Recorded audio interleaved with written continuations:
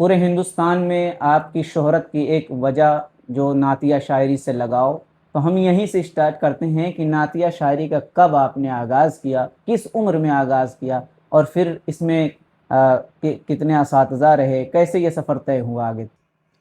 شاعری کا آغاز میں نے سن 2002 سے شروع کر دیا تھا۔ 2002 سے؟ جی 2002 سے۔ میرے والد صاحب جب حج کے لیے گئے تھے ہوں، تو میں نے ایک کلام کہا تھا جی جی، اس کے بعد میں جو ہے پھر جیسا بھی کہا میں نے ایک کلام کہا تھا۔ اس کے بعد میں پھر بریلی شریف سے میرا باقاعدہ جو ہے شروع سخن کا میرا یہ دور شروع ہوا۔ اور چونکہ جس جگہ پہ میں رہتا تھا منظر اسلام میں میری تعلیم رہی ہے اور وہیں سے میری فراغت ہے، تو بریلی شریف میں ہی بچپن سے پلا بڑا ہوا، وہیں آنکھیں کھولیں، وہیں شعور بیدار ہوا۔ تو میرے استاذ گرامی تھے حضرت علامہ مولانا مفتی محمد فاروق صاحب، جن کی مناسبت سے میں فاروقی بھی لگاتا ہوں۔ اچھا، ماشاء اللہ۔ جی، تو وہ بریلی شریف کی ایک دارالعلوم مظہر اسلام کے پاس میں مسجد ہے، مسجد بی بی جی صاحبہ، وہاں پر وہ امام بھی تھے، وہیں ان کا حضرت کا قیام بھی رہتا تھا۔ تو حضرت مجھے مدرسے میں کچھ وقت میں مدرسے میں رہا، پھر وہاں مجھے حضرت لے کے آ گئے کہ میرے ساتھ رہو، تو وہیں رہا۔ تو وہاں جو شعر و شاعری کا ایک بڑا ماحول رہتا تھا، ادبی فضائیں وہاں سے بڑی سرگرم رہتی تھیں وہاں، اور بریلی کی جتنی بھی شعراء اکرام ہوتے تھے وہ سب وہاں اکثر و بیشتر ان کا وہاں آنا جانا رہتا تھا، اور ہر مہینے کہیں نہ کہیں کوئی نشست یا کوئی مشاعرہ رہتا تھا بریلی میں۔ تو حضرت کی صدارت میں سارے مشاعرے رہتے تھے، مفتی فاروق صاحب علیہ رحمہ کی صدارت ہی میں سارے مشاعرے، بریلی شریف کے نعتیہ مشاعرے، یہ جو بھی نشست بھی ہوتی تھی تو حضرت ہی صدارت فرماتے تھے اس کی۔ تو ان کی وجہ سے مسجد بی بی جی میں تمام شہر کے شعراء اکرام کا آنا جانا تھا۔ تو کوئی طرحی مشاعرہ ہوا تو وہ مصرع دیا گیا، تو 10 دن تک اس پہ، جب تک مشاعرہ ہو نہیں جاتا تھا، اس پہ تبادلہ خیال اور طبع آزمائیاں یہ سب چلتا رہتا تھا، نئے خیال اور کس نے کیا کہا، یہ سب آپس میں بیٹھ کے 6-7 لوگ، ان میں ایک رئیس بریلوی ہوا کرتے تھے، نشاط ترشی صاحب ہوا کرتے تھے، نسیم صاحب ہوا کرتے تھے، اور رئیس بدھولوی صاحب ایک بدھولیا میں بریلی شریف کے پاس میں وہ ہوا کرتے تھے۔ تو شکیل اثر نورانی صاحب ہیں، وہیں بڑے قادر الکلام شاعر ہیں الحمدللہ، وہ رہتے تھے۔ ایک نواب اختر صاحب تھے، مولانا صغیر اختر صاحب مصباحی، مدرس جامعہ نوریہ بریلی شریف، وہ بھی تشریف لاتے تھے۔ تو ایک ماحول وہاں ہمیشہ سازگار رہتا تھا، بنا رہتا تھا۔ تو اب مشاعرے تک تو یہ باتیں ہوتی تھی کس نے کیا کہا ہے، اور مصرع مشکل ہے، یہ سخت ہے، ردیف مشکل ہے، قافیہ، میں سنتا رہتا تھا یہ ساری باتیں۔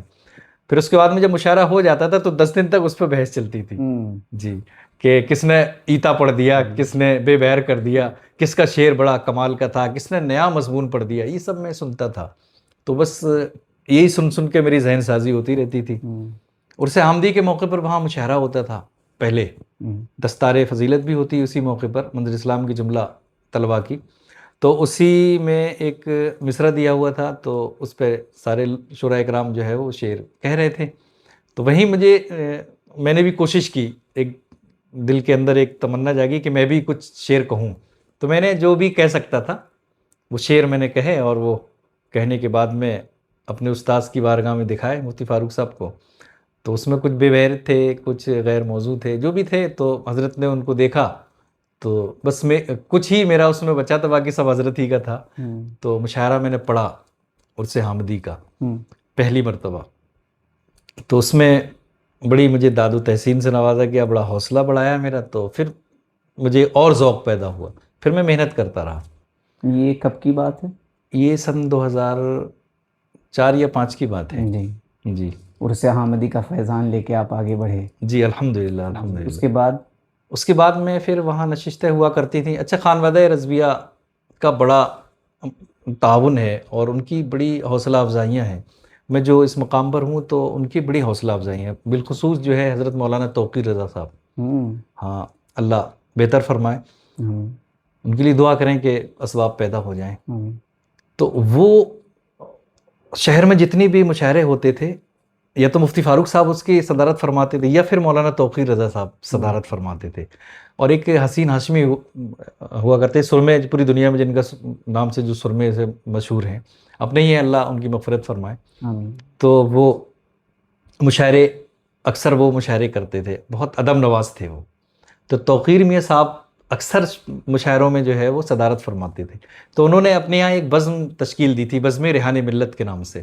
اس میں 2 مشاعرے ہوئے تھے، طرحی مشاعرے ہر مہینے 2 مہینے تک وہ رہا. تو اس میں مصرع دیا ہوا تھا ایک مرتبہ. تو ایک مرتبہ مصرع دیا تھا انہوں نے، میں گلشن میں جہاں چاہوں بنا لوں آشیاں اپنا، حضور ریحان ملت علیہ رحمت و رضوان کا، ان کا یہ کہا ہوا کلام، تو اس کا ایک مصرع دیا تھا. تو بریلی کے تمام شعراء کرام اس محفل میں، اس نشست میں، بلکہ مشاعرہ کہیں حضور صاحب سجادہ حضرت سبحانی میاں صاحب بھی اس میں تشریف لائے تھے، اور حضور حضرت مولانا عثمان رضا خان المعروف انجم میاں صاحب، ارسلان میاں صاحب کے والد صاحب ہیں یہ بھی اس میں تشریف رکھتے تھے. اور بریلی کے تمام شاعر، حسین ہاشمی صاحب بھی تھے، عقیل نعمانی صاحب، یہ تمام لوگ تھے. تو اس میں چونکہ میں ابتدا تھی میری، تو تیسری یا چوتھے نمبر پہ مجھے پڑھوایا جاتا تھا. تو اس میں نے کچھ اشعار کہے تھے. سجاد نظامی صاحب نے وہ کلام پڑھا بھی تھا، تقدس جب دکھائیں گی نبی کی ایڑیاں اپنا، حیا سے منہ چھپا لیں گی گلوں کی پتیاں اپنا. اور اس میں ایک مطلب تھا، گلستہ ہے یہی اپنا، یہی ہے آشیاں اپنا، تیرے در سے دل بےتاب لے جائیں کہاں اپنا. تو اس کے اندر ایک میں نے شعر کہا تھا، ہو گیا تھا، بڑی محنت کی تھی میں نے اس مشاعرے کے لیے. نبی کو ڈھونڈتے کافر جو غار ثور تک پہنچے، نبی کو ڈھونڈتے کافر جو غار ثور تک پہنچے، مکمل کر چکی تھی کام جب تک مکڑیاں اپنا. اور درود پاک کے الفاظ کی تاثیر مت پوچھو، اسی سے شہد میٹھا کر رہی ہیں مکھیاں اپنا. تو یہ میں نے تیسری یا چوتھے نمبر پہ میں نے یہ پڑھ دیا تھا. تو بہت کامیاب رہا، بہت کامیابی ملی الحمدللہ. اس کے بعد میں مشاعرہ چلتا رہا. بعد میں انجم میاں صاحب نے مجھے بہت نوازا، اس میں تمام لوگوں نے مجھے بہت سراہا ان اشعار کو سن کے. تو انجم میاں صاحب نے مجھے کہا کہ کل میرے آفس میں آ کے ملنا، یاد سے جیب میں دیکھنے لگے. تو کہاں بڑے لوگ نہیں رکھتے ہیں کچھ جیب میں. تو مجھے جو ہے دوسرے دن فون کر کے بلایا. تو محترم شکیل اثر نورانی صاحب ہیں، وہ مجھے لے کے گئے تھے. تو حضرت نے مجھے 500 روپے انعام سے نوازا تھا اس وقت کی بات، اس وقت، اور بہت میرا حوصلہ بڑھایا تھا. وہاں سے مجھے جو ایک حوصلہ ملا، اس کے بعد میں پھر میں نے بڑی محنت کی شاعری میں. اور الحمدللہ آج جو کچھ بھی ہے جو اللہ کا فضل ہے، اور میری اس کے فضل سے ہی ہے ساری محنتیں.